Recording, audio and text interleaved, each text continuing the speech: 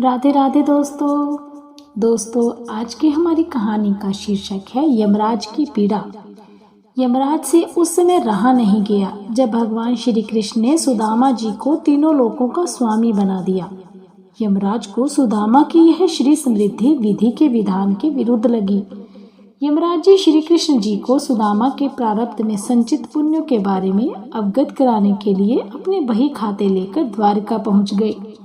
यमराज श्री कृष्ण से कहने लगे कि अपराध क्षमा करें भगवान, लेकिन सत्य तो यही है, यमपुरी में शायद अब मेरी कोई आवश्यकता नहीं रह गई। इसीलिए मैं पृथ्वी लोक के प्राणियों के कर्मों का बही खाता आपको सौंपने आया हूँ। इस प्रकार यमराज ने सारे बही खाते भगवान के सामने रख दिए और भगवान मुस्कुराए बोले, यमराज जी, आखिर ऐसी क्या बात है जो इतना चिंतित लग रहे हो?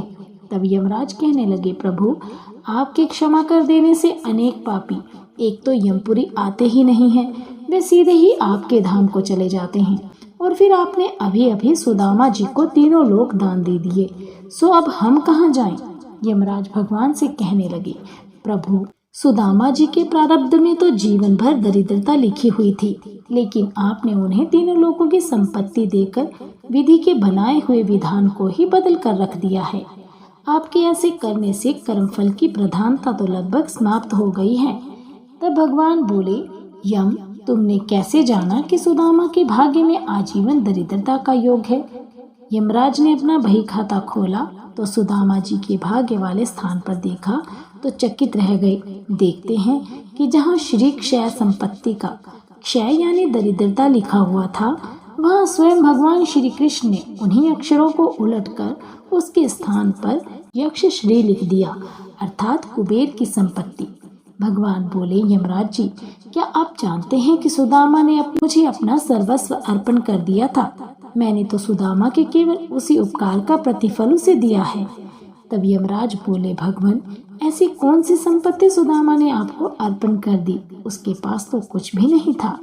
तब भगवान बोले, सुदामा ने अपने कुल पूंजी के रूप में बड़े ही प्रेम से मुझे चावल अर्पण किए थे, जो मैंने और देवी लक्ष्मी ने बड़े प्रेम से खाए थे। जो मुझे प्रेम से कुछ खिलाता है उसे संपूर्ण विश्व को भोजन कराने जितना पुण्य प्राप्त होता है, बस उसी का प्रतिफल सुदामा को मैंने दिया है।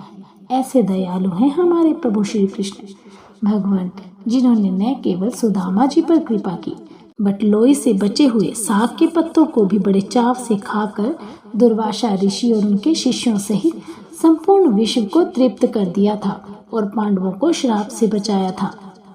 हमारे मतानुसार सुदामा जी ने अपना सर्वस्व अर्पण कर दिया था, यानी उस दरिद्र ब्राह्मण के घर में जितने तंदूल थे यानी जितने चावल थे, सब प्रभु को दे दिए।